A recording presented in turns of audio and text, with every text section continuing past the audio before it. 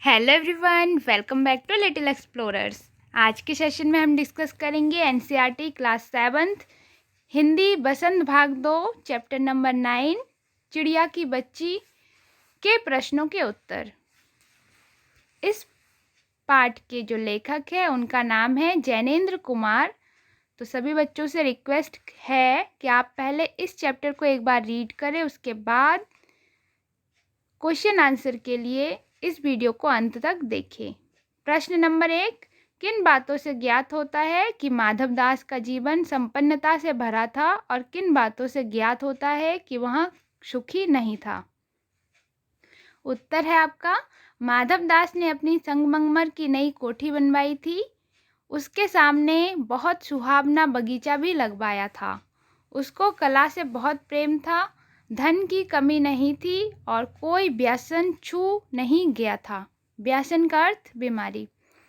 सुंदर अभिरुचि के आदमी थे, घर में नौकर चाकर और बहुत सी कोठियाँ, पैसा, सोना, नौकर चाकर, किसी भी चीज़ की कमी नहीं थी। इतना होते हुए भी वे सुखी नहीं थे, क्योंकि इतना होते हुए भी वे अकेले थे। उनकी कोठी सुनसान थी, इसीलिए वे चिड़िया को हर प्रकार की सुविधा देकर अपने पास रखना चाहते थे। अगला क्वेश्चन है प्रश्न नंबर 2, माधवदास क्यों बार बार चिड़िया से कहता है कि यह बगीचा तुम्हारा ही है? क्या माधवदास निस्वार्थ मन से ऐसा कह रहा था? स्पष्ट कीजिए। उत्तर, माधवदास चिड़िया से बार बार बगीचे के बारे में इसीलिए कह रहे थे क्योंकि उस चिड़िया ने उनका मन मोह लिया था। वे उसके आने से खुशी का अनुभव कर रहे थे और वे इस खुशी के पल को अपने से दूर नहीं करना चाहते थे। इसीलिए उन्होंने चिड़िया से यहाँ कहा कि यह बगीचा तुम्हारा है, तुम यहाँ खुशी से रह सकती हो। पूरे बगीचे में जहाँ चाहे घूमो, जिस पेड़ पर चाहो बैठो, तुम्हें कोई रोकेगा नहीं। तुम यहाँ स्वतंत्र होकर घूम सकती हो। तुम्हारे रहने से मेरा भी मन लगा रहेगा। माधवदास ने यह सब निस्वार्थ भाव से नहीं, अपनी खुशी के स्वार्थ के लिए उन्होंने चिड़िया से ऐसा कहा।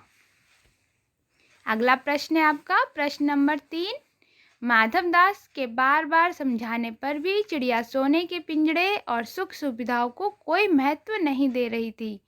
दूसरी तरफ माधवदास की नज़र में चिड़िया की जिद का कोई तुक न था। माधवदास और चिड़िया के मनोभावों के क्या क्या अंतर थे, अपने शब्दों में लिखिए।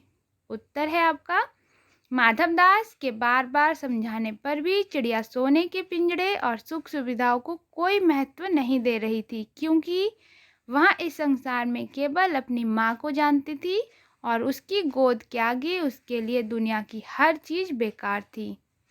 जबकि माधवदास अपनी धन दौलत को ही सब कुछ मानते थे और उससे कुछ भी खरीदने की ताकत रखते थे, मगर वे अपने दौलत से चिड़िया की आज़ादी और मन की खुशी ना खरीद सके।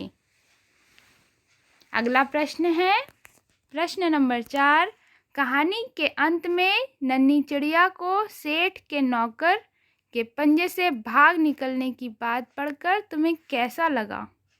40-50 या उससे कुछ अधिक शब्दों में अपनी प्रतिक्रिया लिखिए। उत्तर हो जाएगा आपका, कहानी के अंत में चिड़िया का सेठ के नौकर के पंजे से भाग निकलने की बात पढ़कर मुझे बहुत अच्छा लगा, क्योंकि यदि वह नौकर के पंजे में आ जाती तो ना वह अपनी माँ से मिल पाती और ना स्वतंत्र होकर आसमान में विचरण कर पाती।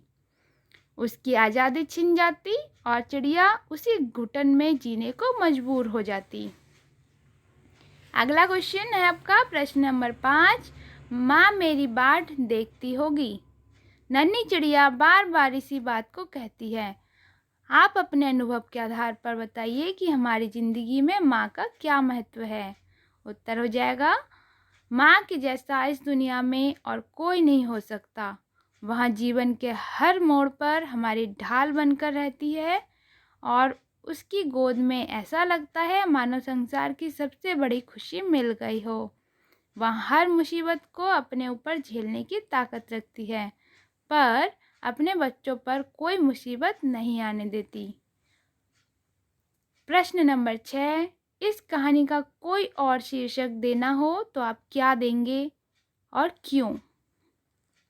उत्तर हो जाएगा आपका, मेरे अनुसार इस कहानी का एक अन्य शीर्षक माँ की लाडली भी हो सकता है, क्योंकि वह चिड़िया की बच्ची अपने माँ से बहुत प्रेम करती है। कहानी से आगे प्रश्न नंबर 1, इस कहानी में आपने देखा कि वह चिड़िया अपने घर से दूर आकर भी फिर अपने घोंसले तक वापस पहुंच जाती है। मक्खियों, चींटियों, ग्रह नक्षत्रों तथा प्रकृति की अन्य विभिन्न चीज़ों में हमें अनुशासनबद्धता देखने को मिलती है। इस तरह के स्वाभाविक अनुशासन का रूप आपको कहाँ कहाँ देखने को मिलता है, उदाहरण देकर बताइए। उत्तर हो जाएगा आपका, पशु पक्षी दिन में कहीं भी घूमे पर रात को अपने घोंसलों में ही लौटकर आते हैं। बच्चे निश्चित समय पर विद्यालय जाते हैं और निश्चित समय पर ही घर आते हैं।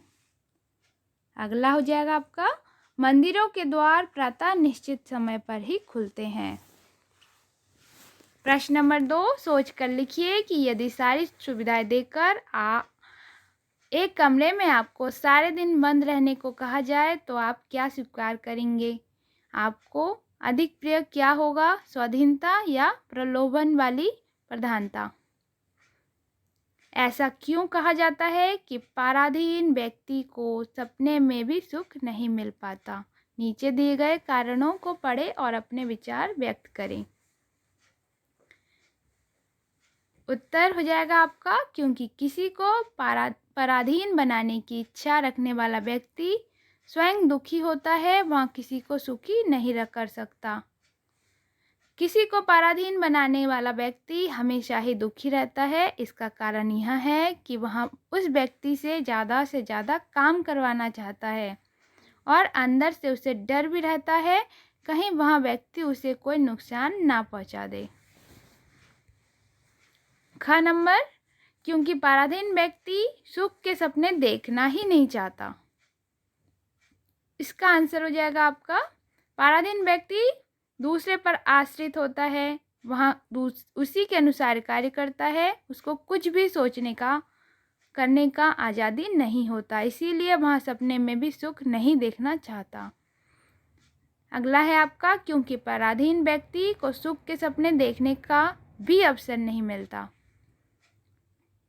उत्तर हो जाएगा आपका, यह बात सही है कि पराधीन व्यक्ति केवल अपने मालिक के हुक्म का गुलाम होता है, उसे आगे पीछे कुछ नहीं पता होता, इसीलिए उसे सपने देखने का भी अवसर नहीं मिलता।